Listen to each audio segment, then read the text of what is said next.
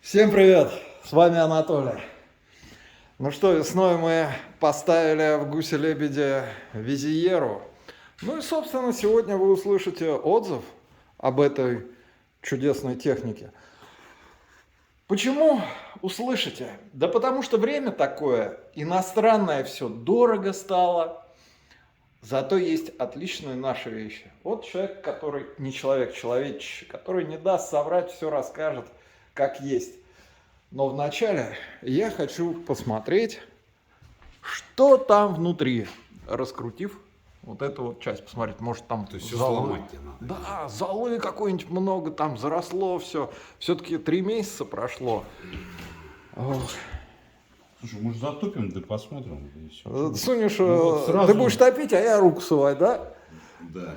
Да. Ну это же разбирать. Эх, хорошо, Блин. как тут.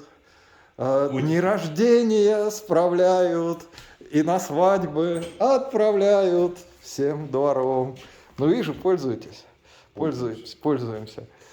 Ну, давай раскрутим вначале. Ну давай, я буду держать, ты будешь раскручивать. Нет, это будет позорно. Я сначала раскручу, а потом покажу. Ну что ж, последние аккорды. И я снимаю эксклюзивную заслонку, модуль фермовский для прочистки дымоходов. О, так. Ну давай туда. Опа. Так, что мы там видим? Давайте сначала сюда посмотрим. Немножко копоти есть. Так. Ну, надо сказать, что его ни разу уже не снимали. Так. А там все чисто. А тут А я вот так вот подсвечу. я тоже чисто. Ничего себе чисто. Чисто. Зато видите, как удобно. Если что, руку просунул, прочистил. Ёрш просунул, прочистил. Ну, ребят, что говорить, это ферма. Черный крашеный. А там у нас стоит блестящий. А, кстати, можно курочку жарить. Не жарить, а коптить. Коптить, да. Крючочек Черный взял, хлебушек. туда Черный опустил, да. А? Да. Это же смокер. Смокер, реально. Дымоход смокер. Вот ведь. Ну а теперь подожжем, да поговорим. Только сначала обратно уберем. Пока Анатолий отошел, давайте посмотрим, что вообще произошло. Или ничего не произошло с дымоходом. Стоит, сверкает, отражая солнце свет. Вот она, известная на всю округу, на весь Ногинск беседка, где проходят торжества и радости. Что будем делать? Да будем вначале замеры делать. 15 градусов. Не обольщайтесь, солнышко. Естественно, будем поджигать, но посмотрим на внешний вид печи. Ну что сказать, значок приобрел некую намоленность, он стал ярко-бронзового цвета. Видно, что гости относятся к печи как к своей. Шарпают, шарахают, то есть печка вовсю топится и работала всю весну. Тут все хорошо, тут все отлично, тут все замечательно. Нигде геометрию печи не повело. Ну, все роскошно. Будем закладывать березово-сосновую смесь и поджигать, засекать время и ждать Анатолия, чтобы он сказал свои веские слова по чесноку. Время поджигать 4 часа 15 минут, 15 градусов, дверь закрыта, здесь ничего лишнего, исключительно только дрова сосновые, поэтому мы видели немного копоти на дымоходе, И немножко березы. С березой, с лиственными сортами копоти вообще никакой не будет у вас. Только, значит, здесь дрова и береста и щепки. Даже бумаги нету. Вот так вот. Поджигаем. И ждем Анатолия. О.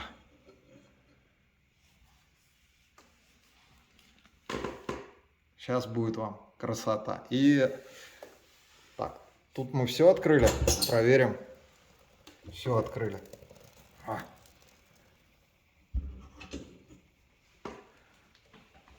Ну, пока ждем Анатолия, я думаю, надо рассказать, как правильно топить камин в хорошем смысле. Вот стекло не должны дрова заграждать. Огонь разжигается именно с точки, где стекло. Желательно вот как я, по центру. И все будет у вас замечательно и отлично. Ну и Визиера — это чистое горение. Роликов очень много по Визиере. В Ютубе их навалом. Ну и я думаю, это одни из самых лучших времен для производителей отечественных хороших каминов. Потому что импорта теперь нету. Но зато есть ТМФ. Прошло 5 минут, а Анатолия нету. Но зато у нас разгорается камин. Обратите внимание, не знаю, передает ли камера или нет, внутри дым, а снаружи нет. Все герметично. Это дым, это дымовая воздушно-влажная смесь. Именно на начале растопки печи она образуется в течение 2-3 минут. Посмотрим, что здесь происходит.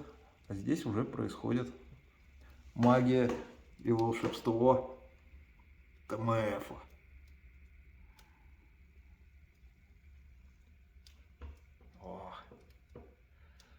Вот сейчас бы по мановению руки вот так бы, и тут темнота, ночь, но так не выйдет. При свете не. Зато красиво. О, видите, обдувается стекло. Прям вот видим, как работает обдув. Воздух попадает в верхнюю часть и прям вот так вот обдувает. А Анатолия все нет. Зато у нас есть верхнее горение. И, как вы видите, внутри все чисто. То есть нету внутри вот этой вот смеси воздуха, влаги и дыма. Все горит чисто. И стекло, замечу, чистое. Ждем. Еще немножко магии и мистики.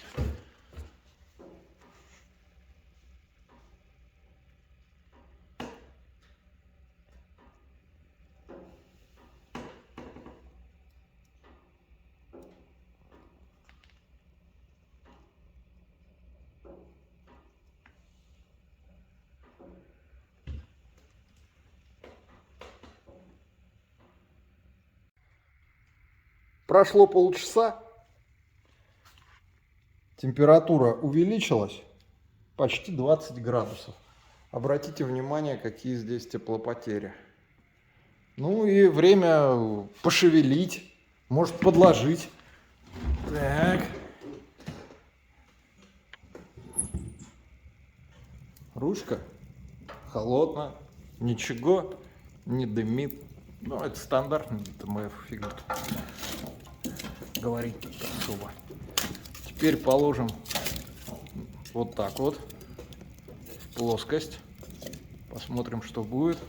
И даже добавим пар дров. Ну, чтоб повеселее было-то, ёлки-палы. Даже вот туда. О, вот так вот.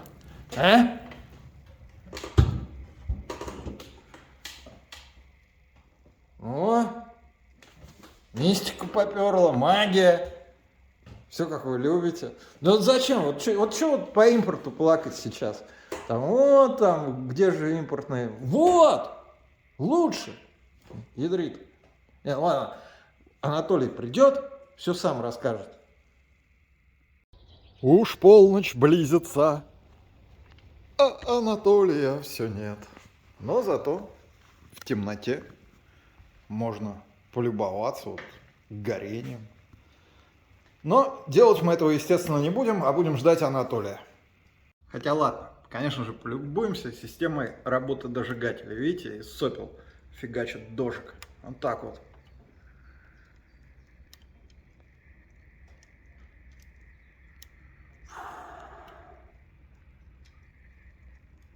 Колдовство, не иначе как. Забыл поведать. Дело-то к 30-ке шло. Жарковато стало. Дверь-то я открыл теперь 10 минут назад.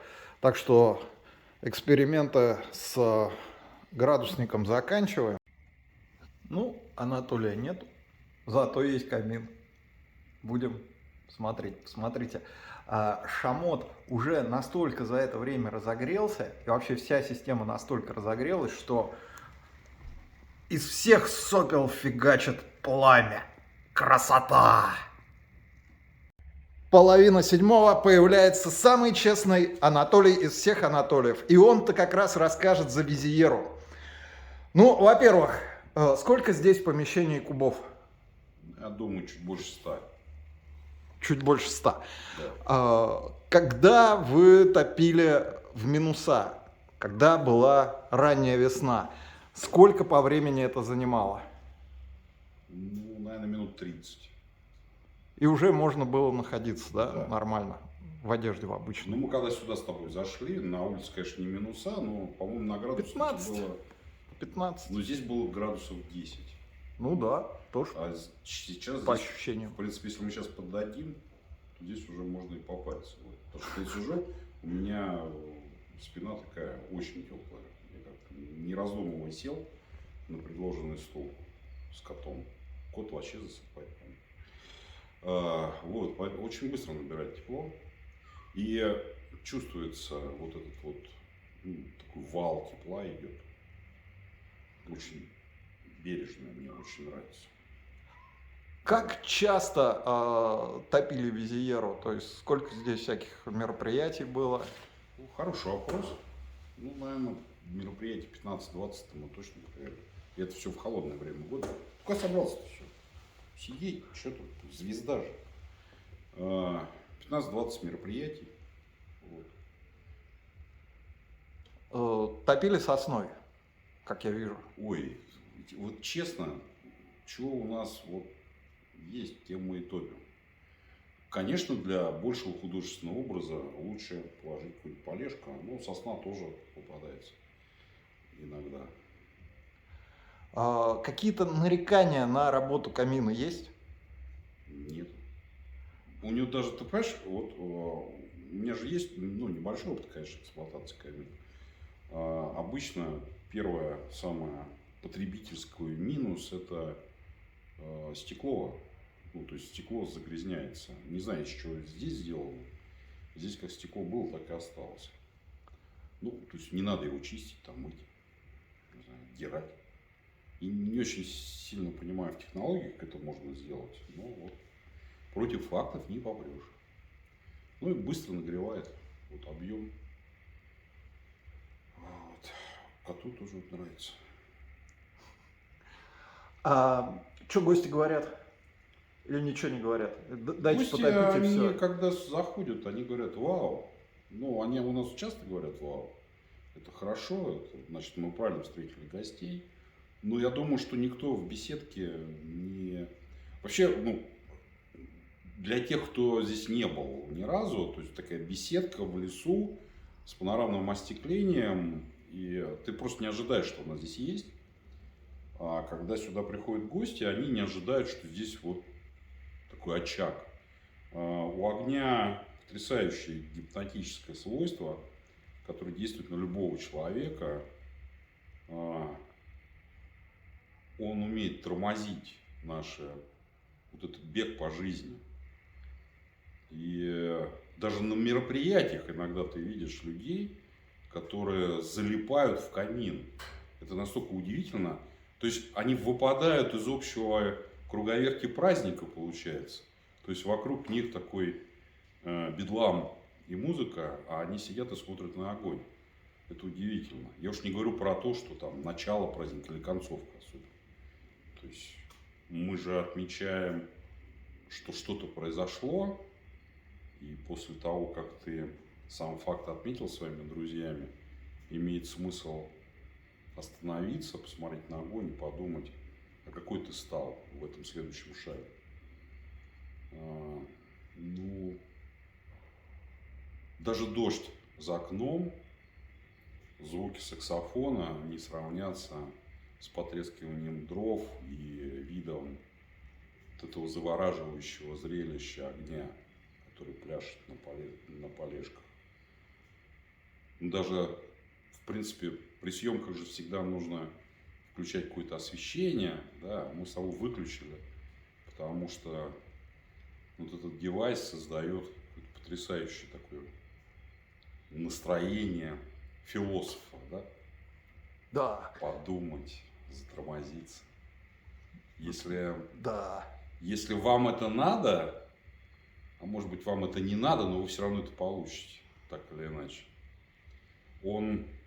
Знаешь, такая, я бы это сравнил, в метрополитене есть эскалатор, и там едут люди, а вот этот огонь их оттуда выхватывает.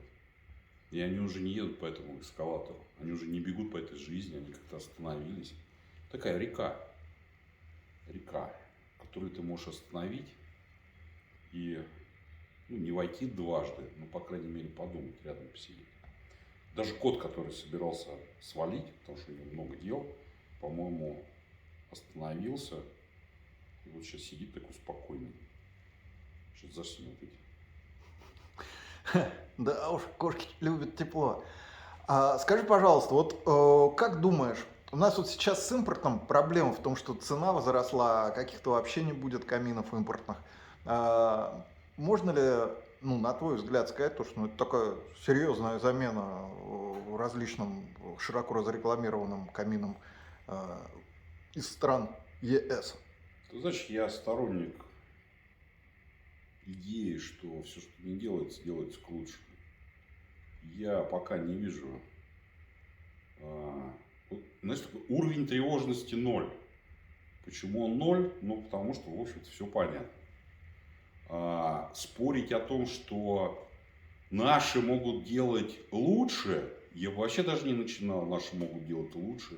Они, более того, это делают. Они настолько привыкли к тому, что у них вечное в жизни изменения происходит, что, по-моему, уже даже на это не реагируют. Сейчас, наверное, любого заводчанина спроси, слушай, а ты как-то беспокоишься? Скорее всего, скажет нет. А что случилось-то? Там очередной кризис, у нас там каждые 10 лет там очередной кризис случается. Продукция востребована? Да, она всегда будет востребована, потому что это тепло. Это прям, знаешь, из востребованной она переходит в разряд необходимых. Потому что не так много терапевтических инструментов, которые позволяют перезагрузить сознание человека. Но такая медитация на огонь позволяет это сделать. Поэтому я бы еще заводчанам наверное, предложил бы идею продавать эти девайсы не как камин, а как средство для медитации. Возможность успокоиться в кризис, по-моему, это очень важное свойство. Это правильное решение всегда будет. Поэтому я за ребят, которые делают в России камины, вообще не переживаю. У них есть металл, у них достаточно дешевая энергия. Уж подобные вещи мы точно умеем делать 100%. И я так подозреваю, что лучше, чем какая-нибудь Германия, Франция. У них и дрова-то уже, наверное, кончились. Как ты думаешь? О, На все воля Аллаха. О каждом падающем листе Аллах знает. Ну, я думаю, то, что, в общем-то, мы услышали, реальные отзывы. И надо идти, ребят, в магазин, спрашивать Визиеру. А тот, кто находится из ребят в Москве, Московской области, конечно же, надо ехать в Гусе перед покупкой, чтобы протестировать один из самых лучших, по моему мнению, каминов Визиера. Как обычно, ссылки все находятся снизу. Где купить, сколько стоит, все узнаете, пройдя по ссылке. Или просто вбивайте в Google Визиеру. Тебе спасибо большое. А мы прощаемся с котом. Вот. И торжественно его отпускаем. А он, по-моему, никуда не хочет уже. Он все начало съемки он пытался куда-то свалить, а сейчас пригрелся. По-моему, ему хорошо. Естественно, там Визиера сзади. Ах. Сзади там я, а сзади меня. Как ты сказал, Визиера? Да. Какое интересное название.